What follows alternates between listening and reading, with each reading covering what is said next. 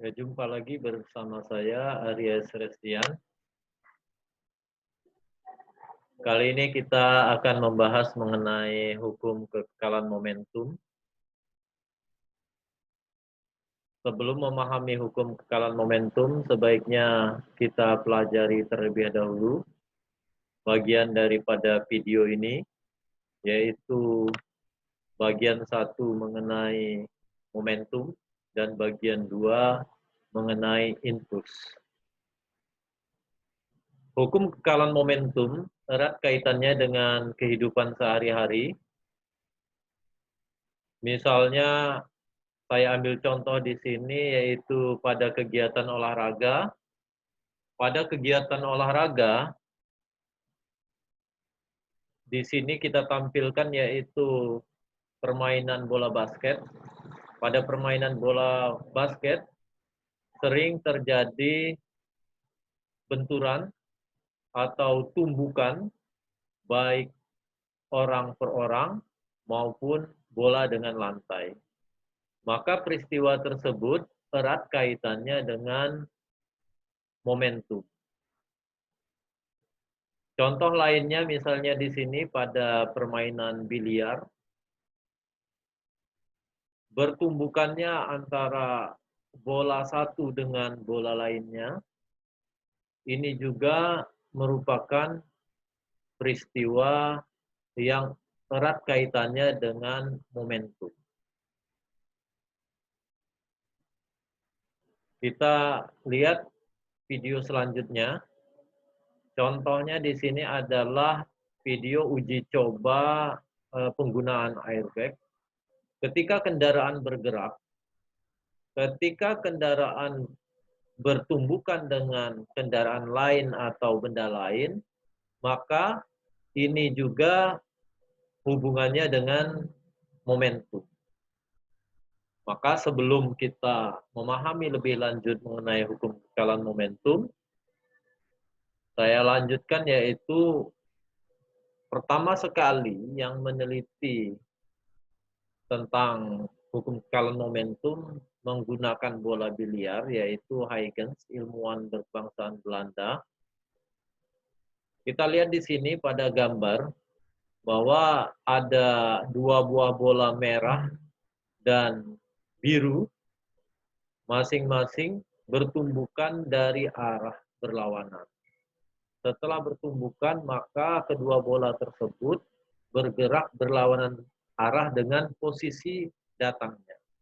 Apabila dia datang dengan kecepatan P1 dan P2 di sini, maka setelah tumbukan, kedua bola tersebut bergerak dengan kecepatan P1 aksen dan P2 aksen. Gaya interaksi saat terjadi tumbukan berdasarkan hukum 3 Newton, maka ini ada peristiwa aksi dan reaksi. Maka kata Newton, F aksi sama dengan minus F reaksi. Masih ingat materi sebelumnya mengenai impuls, bahwa impuls diperoleh dari gaya dikali dengan waktu.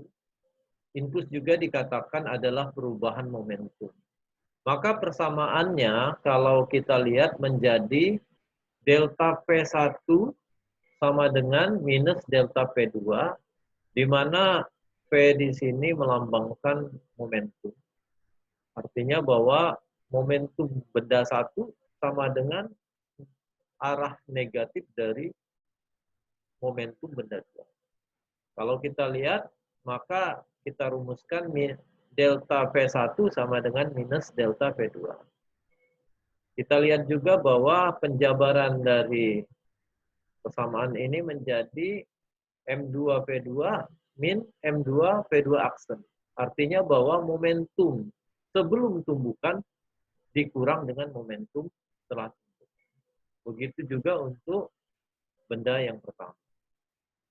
Kalau kita pindah ruas untuk momentum benda 1 dan benda 2 sebelum tumbukan, maka menjadi persamaannya M1P1 plus M2P2. Begitu juga momentum setelah tumbukan, M1P1 aksen plus M2P2. Maka kita peroleh persamaannya kurang lebih seperti ini, yaitu P1 plus P2 sama dengan P1 aksen plus P2. P1 plus P2 jumlah momentum awal, P1 aksen plus P2 aksen adalah jumlah momentum akhir. Ini V melambangkan momentum, M melambangkan massa benda, sedangkan V melambangkan kecepatan. Tanda aksen itu menandakan bahwa setelah terjadi tumbukan. Saya lanjutkan pada contoh soal di sini. Perhatikan gambar mainan di samping yang diikatkan dengan mainan yang lain, yaitu mobil-mobilan dan meriam. Meriamnya di sini bisa menembakkan peluru. Jika berat mobil-mobilan termasuk meriam sebesar 200 gram, mobil-mobilan mula-mula dalam keadaan diam. Setelah meriam menembakkan pelurunya, mobil-mobilan mulai bergerak. Artinya mula-mula dalam keadaan. Hitunglah kecepatan mobil-mobilan akibat tolakan peluru yang kecepatan pelurunya 1 meter per second dan massa peluru 3 gram. Maka langkah pertama yang kita lakukan adalah mencari diketahui dari soal tersebut. Yaitu tuliskan massanya masing-masing dan kecepatan. Sedangkan kecepatan awal baik peluru maupun mobil-mobilan dan meriam 0. Ditanyakan dari persamaan tersebut yaitu kecepatan mobil-mobilan. Maka V aksen M sama dengan berapa? Maka kita dapat menyelesaikannya dengan hukum kekalan momentum, yaitu P1 sama dengan P2, di mana momentum sebelum dan momentum setelah. Kita jabarkan di sini rumusnya, M mobil, P mobil, dan M peluru, P peluru. M mobil, P mobil, aksen sama ditambah dengan massa peluru dan kecepatan peluru aksen. Maka kita masukkan yang diketahui tadi ke dalam persamaan tersebut, kita peroleh di sini 0,2 kali 0, 0,03 kali 0, dan 0,2 dikali Vm aksen tambah 0,03 kali 1. Maka persamaannya menjadi 0,2 V aksen M plus 0,03. Maka kita dapatkan setelah merubah ruas kiri dan kanan, V aksen M kita dapatkan minus 0,015 meter per second. Jenis-jenis tumbukan. Ada 3 jenis tumbukan, yaitu tumbukan lenting sempurna, tumbukan tidak lenting sama sekali, tumbukan lenting sebagian. Tumbukan lenting sempurna, hukum kekalan energi kinetik, kita tampilkan tadi animasi dan gambar yang tadi, bahwa ketika tumbukan seperti tadi, maka hukum kekekalan energi kinetiknya dapat kita gambarkan bahwa sebelum dan setelah, yaitu setengah M1 P1 kuadrat plus setengah M2 P2 kuadrat sama dengan setengah M1 P1 aksen kuadrat plus setengah M2 P2 aksen kuadrat. Ruas kiri dan kanan karena ada setengah dapat kita hilangkan, persamaannya menjadi seperti ini, M1 P1 kuadrat plus M2 kali P2 kuadrat dan seterusnya. Maka di sini kita satukan persamaan yang masanya sama, maka kita peroleh persamaannya menjadi M1 P1 kuadrat min M1 aksen kuadrat sama dengan minus M2 dalam kurung P2 kuadrat min P2 aksen kuadrat. Di sini apabila kita jabarkan secara matematis, persamaannya menjadi seperti tampil di sini M1 P1 plus M1 aksen dan seterusnya. Persamaan di atas jika dibagi dengan hukum kekalan momentum, Masih ingat kita bahwa hukum kekalan momentum M1P1 plus M2P2 sama dengan M1 aksen P1 aksen, M1P1 aksen plus M2P2 aksen. Maka dari sini bisa kita coret bahwa P1 plus P1 aksennya karena sama nilainya menjadi M1P1 min P1 aksen sama dengan M2P2 min P2. Untuk peristiwa tumbukan lenting sempurna, massa benda harus sama, maka M1 sama dengan M2. Maka ini dapat dihilangkan, persamaannya menjadi seperti ini. P1 plus P1 aksen sama dengan P2 plus P2 aksen. Lalu kita pindahkan ruas kiri ke kanan, kita jadikan sebelum dan setelah, menjadi P1 min P2, P1 aksen min P2 aksen minus. Seperti ini. Tumbukan tidak lenting sama sekali, yaitu kecepatan benda setelah tumbukan P1 aksen sama dengan P2 aksen sama dengan P aksen. Artinya ketika tumbukan tidak lenting sama sekali, maka kedua benda menjadi satu dengan kecepatan yang sama. Hukum kekekalan momentumnya secara umum bisa kita tulis persamaannya menjadi M1P1 plus M2P2 sama dengan M1 plus M2 dikali V aksen. Saya tampilkan kembali contoh peristiwa tumbukan tidak lenting sama sekali di sini. Ketika sebuah mobil truk menabrak truk lainnya, di antaranya ada mobil lain, kita lihat di sini kedua truk saling menyatu, bergerak bersama. Artinya kecepatannya sama. Ini ditampilkan agar kita lebih waspada terhadap kendaraan besar ketika berada di jalan raya.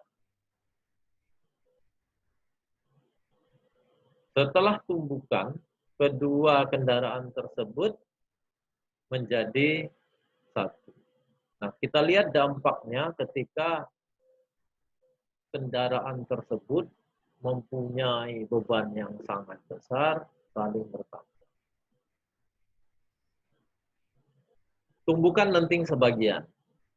Untuk tumbukan lenting sebagian, kita ambil contoh animasinya di sini adalah bola ketika dijatuhkan, maka bola karet akan memantul. Tetapi kalau kita perhatikan pada animasi, maka pantulannya tidak lebih tinggi dari posisi awal. Pantulan berikutnya semakin rendah.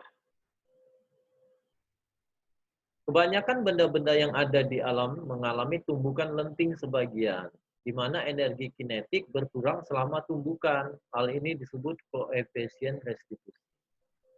Kita bisa buat persamaannya, yaitu bahwa koefisien restitusi sama dengan minus dalam kurung P2 aksen min P1 aksen dibagi dengan P2 minus P1. Nilai restitusi berkisar antara 0 dan 1. Untuk tumbukan lenting sempurna, nilai restitusinya bernilai 1. Untuk tumbukan tidak lenting, nilai restitusinya sama dengan 0. Sedangkan untuk lenting sebagian, yaitu di antara 0 dan 1. Saya ambil contoh di sini, perhatikan sketsa gambar berikut ini adalah bola yang dijatuhkan tanpa kecepatan awal. Artinya bola ini dijatuhkan dengan gerak jatuh bebas. Ketika benda dijatuhkan dengan gerak jatuh bebas pada tinggi H1, menghasilkan kecepatan V1, berdasarkan persamaan gerak jatuh bebas, maka berapa besar kecepatannya, yaitu sama dengan akar 2G. Karena kecepatan lantai sama dengan 0, artinya lantai tidak bergerak, maka momentum P1 sama dengan P2. Di mana M1 P1 adalah massa dan kecepatan bola, ML1 VL1 ML VL adalah massa dan kecepatan lantai, maka kita dapat buat persamaannya seperti ini. Karena lantai tidak bergerak, maka V1 sama dengan V1 aksen. Kita lihat di sini, kedudukan bola pada pantulan pertama, ini tingginya sebesar H2. Artinya lebih rendah dari H1. Begitu juga untuk pantulan berikutnya. Nah, untuk V1 di sini minus akar 2 GH1. Dan V1 ketika naik untuk pantulan yang pertama plus akar 2 GH2. Maka kita dapat tuliskan persamaan koefisien restitusinya minus P2 min P1 per P2 min P1. Minus P2 aksen minus P1 aksen per P2 minus P1. Kita masukkan persamaan tersebut, maka diperoleh akar 2GH 2 per akar 2GH1. Di sini akar 2GH bisa kita hilangkan menjadi akar H2 per akar H1. Maka nilai koefisien restitusi untuk bola yang memantul ini nilainya sama, maka kita bisa menentukan tinggi pantulan berikutnya, yaitu untuk H3, H4, dan seterusnya. Artinya kita bisa membandingkan akar H2 per akar H1, akar H3 per akar H2, akar H4 per akar H3, dan seterusnya. Demikian penjelasan saya mengenai hukum kekekalan momentum. Sekian, saya ucapkan terima kasih.